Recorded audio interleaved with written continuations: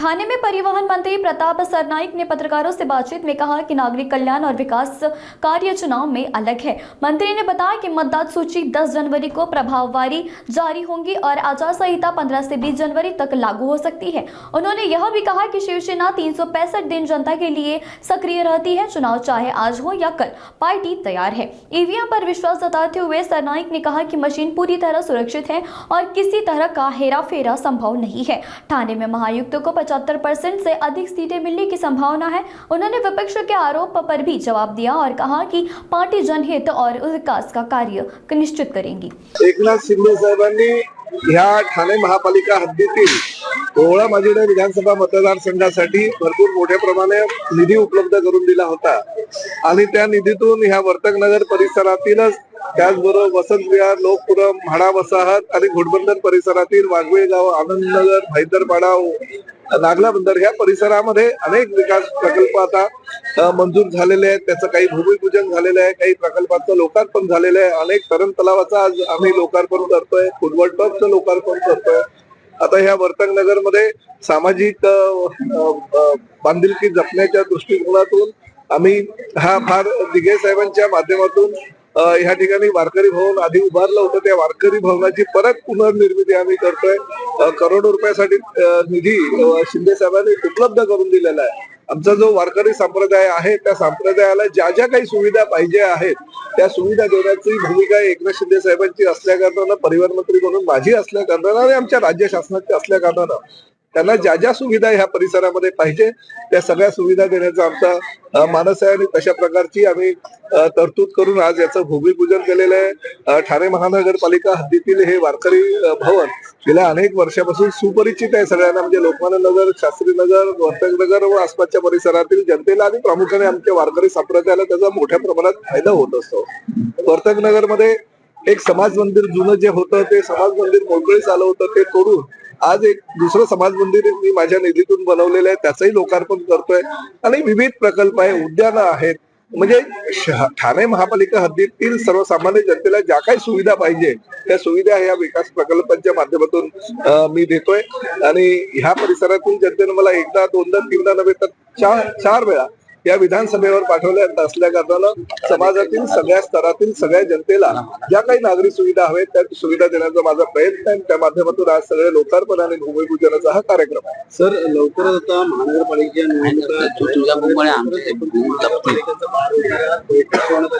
निवडणूक आयोगाने आयुक्तांसोबत का वाटतं येणाऱ्या काळात लवकर नाही बघा, म्हणजे जी काही निवडणूक आयोगानं बैठक ठेवलेली आहे आणि ज्या पद्धतीनं मतदार याद्यांची 10 तारखेला त्या प्रकाशित करणार आहेत, 22 तारखेपर्यंत प्रभाग निहाय मतदार याद्या सुद्धा त्या देणार आहेत। त्यामुळे निवडणूक आयोगाच्या दृष्टिकोनातून जर काही शक्य झालं तर मला असं वाटतं 15 ते 20 तारखेच्या दरम्यान ही आचारसंहिता लागू शकते आणि साधारणतः 15 ते 20 जानेवारीच्या दरम्यान निवडणुका कधीही लागू शकतील। परंतु शेवटी आमची शिवसेना आहे, शिवसेना काही निवडणुका तोंडावर घेऊन काही विकास करत नसतं। आम्ही 365 दिवस सर्वसामान्य जनतेमध्ये असतो, 24 तास जनतेमध्ये राहण्याचं काम एकनाथ शिंदे साहेब आणि त्यांचे अनुयायी म्हणून आम्ही सगळं करत असतो।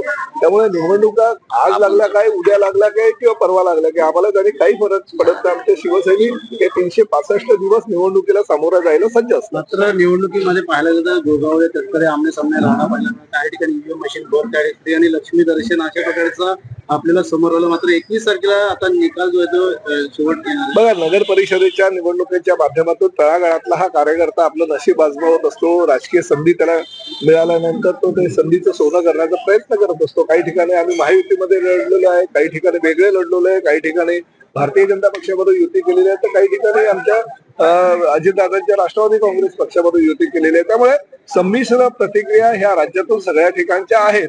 परंतु आता 31 तारखेला कळेल की जो निवडणुकीमध्ये 75% पेक्षा जास्त जागा ह्या महायुतीला झालेल्या दिसतील तुम्हाला। माहितीमध्ये गेल्या काही दिवसापासून अल्बी पाहायला मिळते, वाद उफाळला आहे कल्याण डोंबिवलीमध्ये। बिलकुल काही वाद उफाळलेला नाहीये, ह्या फक्त बातम्या आहे, कपोकल्पित बातम्या आहे। काही लोक आर्थिक गोष्टींचा विचार करून इकडनं तिकडे पक्ष बदल हे करत असतात. परंतु शेवटी ठाणे जिल्ह्याचा इतिहास आहे.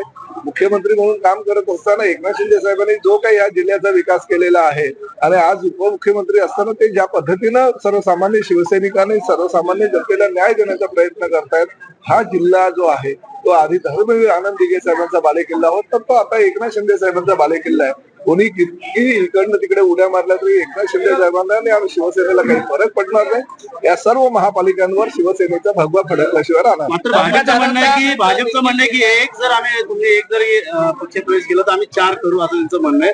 रवींद्र चव्हाण असेल कुठे एकनाथ शिंदे हो असं काही शेवटी बघा, मुख्यमंत्र्यांनी त्या संदर्भात काही बैठकी घेतली होती आणि बैठक घेतल्यानंतर कोणी कोणाचा पक्षातला इकडनं तिकडे जाता कामा नये किंवा याचा पक्षातला कार्यकर्ता हा दुसऱ्या पक्षात जाता कामा नये अशी भूमिका घेतली होती. आता काल काही गोष्टी ज्या आता म्हणजे कशा घडल्या याची मला कल्पना नाही, पण मुख्यमंत्री निश्चितपणे या प्रकरणावर जातीनं लक्ष देतील आणि सर्वसामान्य शिवसैनिकांना जो न्याय अपेक्षित आहे तो न्याय देतील. अविनाश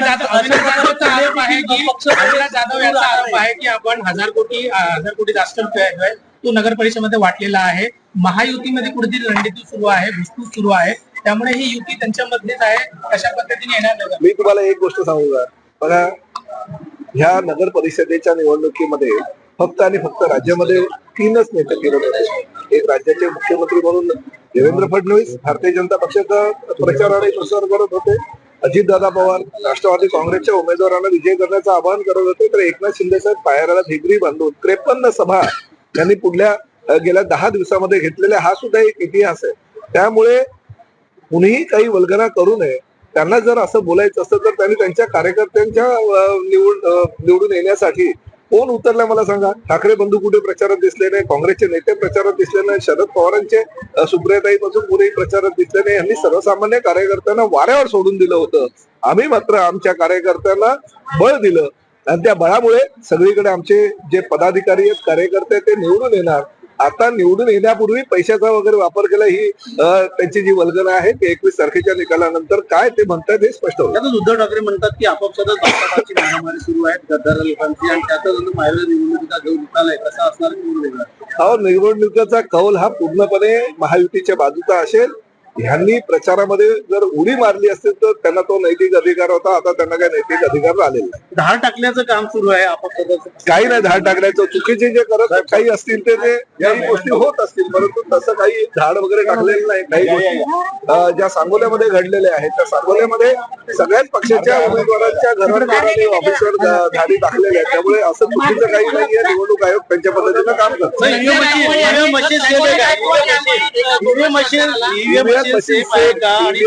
सेफ आहे.